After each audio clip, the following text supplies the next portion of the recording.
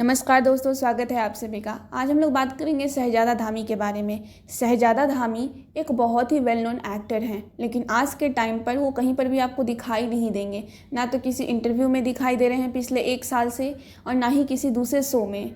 तो क्या बात हो गई ऐसी कि इतना पॉपुलर एक्टर जो कि इतनी अच्छी एक्टिंग करता है, जो अपनी एक्टिंग के बदौलत सिर्फ 6 महीने में ही अरमान के कैरेक्टर में वो इतना घुस गया कि लोग आज भी कमेंट करते हैं कि अरमान के कैरेक्टर में तो सिर्फ आप ही पसंद आते थे, प्लीज़ आप वापस आ जाइए।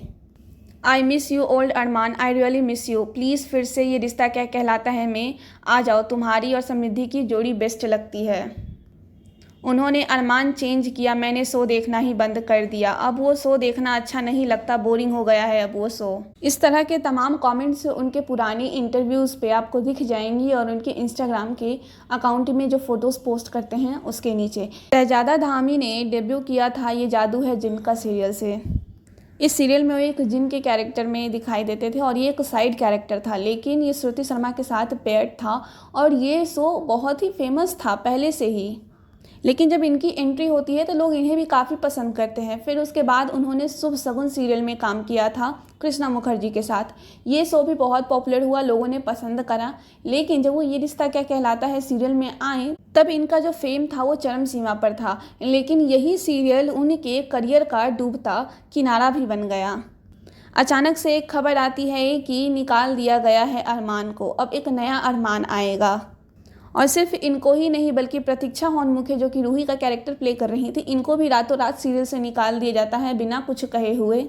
पर इन सब पर तो एक सवाल मन में आता है कि बहुत सारे एक्टर और एक्ट्रेसेस के मुंह से आपने सुना होगा कि जब कॉन्ट्रैक्ट साइन होता है तो उन लोगों को कहा जाता है कि एटलीस्ट कुछ टाइम पीरियड के जो एपिसोड्स है वो आपको लॉक करके जाने होंगे, आप ऐसे ओवरनाइट सीरियल छोड़ नहीं सकते। तो जब एक एक्टर ओवरनाइट सीरियल छोड़ नहीं सकता है तो एक एक्टर को ओवरनाइट शो से निकाल कैसे दिया जाता है? ये एक बहुत ही बड़ा ड्रॉबैक और फ्लॉ है कोई भी कॉन्ट्रैक्ट अगर एक्टर और प्रोड्यूसर के बीच में हो रहा है तो। जब शहजादा धामी को निकाला गया तो बहुत सारे लोगों ने शुरुआती दौर में पहले तो शहजादा धामी को ही ब्लेम किया कि हाँ, हो सकता है कि उसकी एटीट्यूड अच्छी नहीं होंगी, क्योंकि बहुत सारे फैंस ने कहा भी था कि अक्सर अरमान रूही के साथ ही इंटरव्यू देता हुआ क्यों दिखाई देता है, वो समृद्धि शुक्ला यानी कि अभीरा के साथ क्यों नहीं देता है, जो कि मेन लीड जोड़ी है उस शो का। लेकिन आप क्लोजली अगर देखेंगे तो कहीं ना कहीं शहजादा धामी ही फॉल्ट में नहीं है, बल्कि हर्षद चोपड़ा, हिना खान, अलीसा परवीन, सुधांशु पांडे, पारस कलनावत, निधि शाह, ये सारे लोग फॉल्ट में हैं कहीं ना कहीं, क्योंकि ये सारे लोगों ने ना किसी एक पर्टिकुलर प्रोड्यूसर के साथ काम किया है, और उसके बाद ये लोग इतने बैड लाइट और नेगेटिव लाइट में चले गए हैं कि उसका कोई हिसाब ही नहीं है। उस पर्टिकुलर प्रोड्यूसर के मुंह से आप कभी भी इन एक्टर और एक्ट्रेसेस की कभी तारीफ नहीं सुनेंगे जिनका जिनका मैंने नाम लिया है अभी। लेटली जब लोगों को ये चीज़ रियलाइज़ हुआ तो वो लोग शहजादा धामी के सपोर्ट में आए, बट सपोर्ट में आकर भी आप क्या कर सकते हो। सिद्धार्थ कनन के साथ एक इंटरव्यू में शहजादा धामी ने कहा था कि मुझे प्रोड्यूसर्स ग्रुप में बैन कर दिया गया है, मैं कोई काम मांगने भी नहीं जा सकता हूं क्योंकि मुझे वो लोग काम ही नहीं देंगे, मुझे बहुत ही नेगेटिव लाइट में डाला गया है।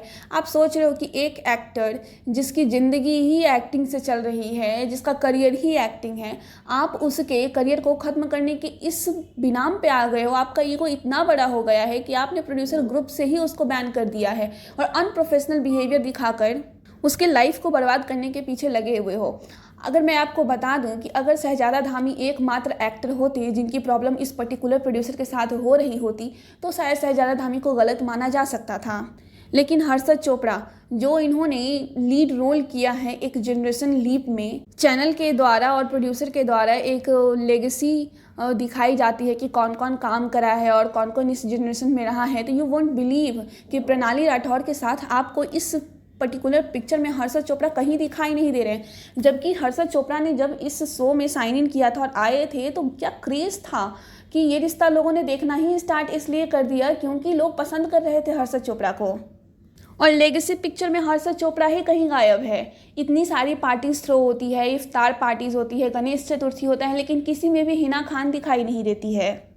हिना खान ने तो खुद ही एक इंटरव्यू में क्लेम किया है और कहा है कि वो चुप इसलिए रहती हैं क्योंकि उन्होंने अपने पापा से वादा किया था कि कभी भी वो इस चीज़ पे बात नहीं करेंगी, क्योंकि इस शो ने उनको बहुत ही नेम, फेम, मनी, हर चीज़ दिया है। लेकिन खुद सोच के देखिए कि इन सब का भुगतान किसको करना पड़ रहा है? शहजादा धामी को। अब मैं कुछ कमेंट्स आपको पढ़ के सुनाऊंगी कि जो शाही ने हिना खान और हर्षद चोपड़ा के साथ किया है ना, उसके बाद 109% श्योर शहजादा का एक एक वर्ड सच है। क्योंकि शहजादा धामी ने ना अपने साइड की स्टोरी सुनाई थी और कहा था कि I was not at fault, मैंने कुछ करा ही नहीं, बहुत चिल्ला के उन लोगों ने मुझसे बात करी, लेकिन मैं वहाँ चुपचाप वहाँ से निकल गया। तो फिर इसमें इन लोगों ने कहा था कि may be he saying truth because he has started giving negative interviews from the day he left.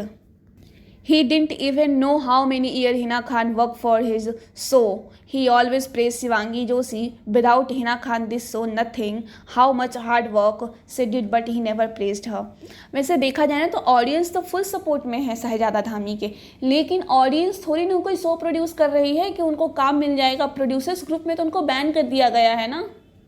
अभी देखा जाए तो शहजादा धामी ने रिसेंटली एक स्टोरी पोस्ट करी है। It's been 2 years of silence while people had a lot to say about me, those who knew me and those who didn't, some questioned my upbringing, some spoke about my roots and some who have never even worked with me felt entitled to have an opinion. I heard it all and I chose to stay silent, not because I didn't have answers, but because I believed time reveals truth better than words. But now that silence ends here, I have a voice, and when I choose to use it, won't be nauseate, will be truth.